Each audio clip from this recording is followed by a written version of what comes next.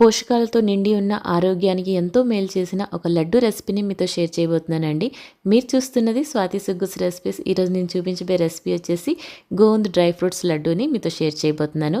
ఇందులో vitamin B3 ఉంటుంది, vitamin E ఉంటుంది. దీనివల్ల మన స్కిన్ గ్లో కానీ లేదు అంటే హెయిర్ హెల్దీగా ఉండడానికి చాలా బాగా ఉపయోగపడుతుంది అనమాట. ఇలాంటి హెల్దీ లడ్డు రెసిపీని మీరు ఇంట్లో ట్రై చేసి ఎంజాయ్ చేయండి.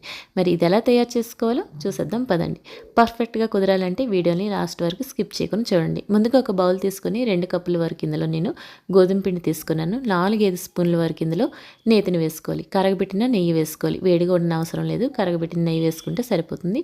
అలానే ఒక 4-5 టేబుల్ స్పూన్ వరకు పాలు వేసుకొని పిండిని ఈ విధంగా రబ్ చేసుకుంటూ కలుపుకోవాలన్నమాట. పిండిలో పాలు నెయ్యి వేసాం కదా, 2 చేతులతో ఈ విధంగా రబ్ చేసుకుంటూ కలుపుకున్నారంటే పిండి రవ్వరవ్వలయ్యి లడ్డు తినడానికి చాలా బాగుంటుందండి. ఈ విధంగా కలుపుకున్నాక పిండిని ఈ విధంగా అదిమి పెట్టుకొని పక్కన పెట్టుకోవాలి. గోంద్ అంటే చాలా మందికి తెలియకపోయింది వచ్చండి, అది ఈ విధంగా ఉంటుంది. మార్కెట్లో మీకు ఈజీగా అవైలబుల్ ఉంటుందన్నమాట. ఇప్పుడు స్టవ్ పైన కడాయిని పెట్టి 4-5 స్పూన్ల వరకు నేతిని యాడ్ చేసుకోవాలి. ఇందులో డ్రై ఫ్రూట్స్ వేయించుకోవాలండి. 1 కప్పు వరకు నేను ఇందులో బాదం వేసుకున్నాను, 1.5 కప్పు వరకు జీడిపప్పులు, అలానే 1 కప్పు వరకు వాల్నట్స్ వేసుకోవాలి. ఇవన్నీ కూడా లో ఫ్లేమ్లో కలుపుతూ చక్కగా మంచి గోల్డెన్ కలర్ వచ్చినంత వరకు ఫ్రై చేసుకోవాలి. ఈ విధంగా మంచిగా ఫ్రై అయ్యాక ఇప్పుడు స్టవ్ కట్టేసి వీటిని ఒక బౌల్లో వేసుకొని పక్కన పెట్టేసుకోవాలి.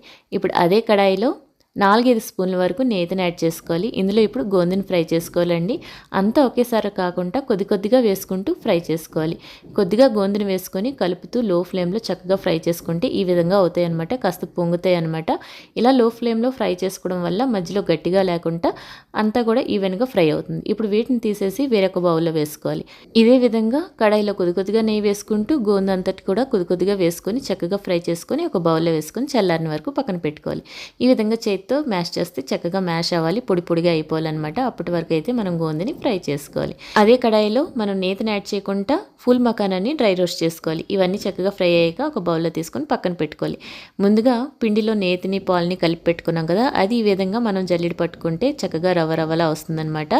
ఈ విధంగా జల్లించి పెట్టుకున్న గోధుమ పిండిలో ముందుగా ఫ్రై చేసి పెట్టుకున్న డ్రై ఫ్రూట్స్ ఉన్నాయి కదా, అవన్నీ కూడా మిక్సీ జార్లో వేసుకొని పల్సిస్తూ ఈ విధంగా పలుకు పలుకులా ఉండేలా గ్రైండ్ చేసుకోవాలి. ఇప్పుడు వీటిని ఒక బౌల్లో వేసుకోవాలండి. అలానే పూల్ మకానా కూడా పల్సిస్తూ ఈ విధంగా గ్రైండ్ చేసుకోవాలి. ఎక్కువగా గ్రైండ్ చేసుకున్నారంటే పొడిగా అయిపోతుంది. ఈ విధంగా అక్కడక్కడ ముక్క చెక్కలా ఉంటే బాగుంటుంది. వేయించుకున్న గోందుని కూడా ఈ విధంగా ఒక బౌల్తో కానీ లేదంటే మ్యాషర్తో కానీ మ్యాష్ చేసుకున్నారంటే ఈ విధంగా వస్తుందన్నమాట. మీరు మిక్సీలో వేసే కన్నా ఇలా చేసుకుంటేనే తినడానికి కూడా బాగుంటుంది. ఇప్పుడు అదే కడాయిలో 4-5 టేబుల్ స్పూన్ వరకు నేతిని యాడ్ చేసుకొని జల్లించి పెట్టుకున్న గోధుమ పిండిని కూడా వేసుకోవాలి. నెయ్యి సరిపోకపోతే మధ్య మధ్యలో కొద్ది కొద్దిగా నెయ్యి వేసుకుంటూ పిండిని బాగా ఫ్రై చేసుకోవాలి. పిండి ఎప్పటి వరకు ఫ్రై చేసుకోవాలంటే పిండి కలర్ చేంజ్ అయ్యి మంచి సువాసన వచ్చినంత వరకు ఫ్రై చేసుకోవాలండి. మంటని లో ఫ్లేమ్లో ఉంచి కలుపుతూ ఫ్రై చేసుకోవాలన్నమాట. నేనైతే ఇందులో ఒక 1/2 కప్పు వరకు నేతిని యాడ్ చేసుకున్నాను. పిండి వేయించుకోవడానికి నెయ్యి కాస్త ఎక్కువగానే పడుతుందన్నమాట. ఈ గోధుమ పిండి 60-70% వరకు చక్కగా ఫ్రై అయిపోయాక నేను ఇందులో రవ్వ వేసానండి, గోధుమ రవ్వ వేసాను. 1/2 కప్పు వరకు గోధుమ రవ్వ వేసి మరొక 5 నిమిషాల పాటు చక్కగా ఫ్రై చేసుకోవాలి. మీరు కావాలంటే కొబ్బరి తురుము కూడా వేసుకోవచ్చు, పచ్చి కొబ్బరి తురుము వేసినా బాగుంటుంది, రవ్వ వేస్తే ఇంకా బాగుంటుంది అనమాట. ఇలా ఒకసారి ట్రై చేయండి. ఇందులోనే 1 టీ స్పూన్ వరకు నేను గసగసాలు వేసాను, అలానే 2 స్పూన్ల వరకు పిస్తా పలుకులు వేసాను అనమాట. చిన్న చిన్నగా కట్ చేసి పెట్టుకున్న పిస్తా పలుకులు వేసాను. ఇవన్నీ కూడా మరొక 5 నిమిషాల పాటు ఫ్రై చేసుకున్నారంటే వేయించుకున్న మిశ్రమాలన్నీ కూడా చక్కగా మంచి సువాసనతో ఫ్రై అయిపోతాయి. ఇవన్నీ కూడా ఒక బౌల్లో తీసుకొని పక్కన పెట్టేసుకోవాలి. ఇప్పుడు అదే కడాయిలో 2 కప్పుల వరకు ఆర్గానిక్ బెల్లం పొడి తీసుకున్నాను. ఇది మీకు మార్కెట్లో ఈజీగా అవైలబుల్ ఉంటుంది. 2 స్పూన్ల వరకు నేతిని యాడ్ చేసుకొని మంటను లో ఫ్లేమ్లో ఉంచి బెల్లాన్ని కరగబెట్టుకోవాలి. బెల్లం కరగడానికి సమయం పడితే మీరు ఇందులో కొద్దిగా వాటర్ యాడ్ చేసుకొని బెల్లాన్ని పలుకు లేకుంటే ఈ విధంగా చక్కగా కరగబెట్టుకోవాలి.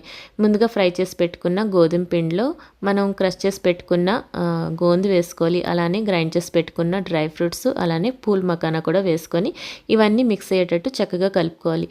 మీకు నచ్చితే ఇలాచీ పౌడర్ కూడా వేసుకోవచ్చండి, నేనైతే వేయలేదు. ఇప్పుడు మనం ఇవన్నీ చక్కగా మిక్స్ చేసుకున్నాక కరగబెట్టుకున్న బెల్లం పాకం కూడా ఇందులో యాడ్ చేసుకోవాలి. అంతా వేసాక చక్కగా స్పాచులతో మిక్స్ అయ్యేటట్టు చక్కగా కలుపుకోవాలన్నమాట. వేడిగా ఉండేటప్పుడే లడ్డుల్లా చుట్టుకోవాలండి. మీకు కాస్త పొడిగా అనిపిస్తే కొద్ది కొద్దిగా వేడి నేతిని యాడ్ చేసుకుంటూ లడ్డుల్లా చుట్టుకోవాలి. లడ్డూలు చుట్టుకోవడానికి రాకపోతే మీరు వేడి నేతిని కొద్ది కొద్దిగా యాడ్ చేసుకుంటూ లడ్డుల్లా చుట్టుకున్నారంటే చక్కగా మీకు లడ్డుల్లా వచ్చేస్తాయి అనమాట.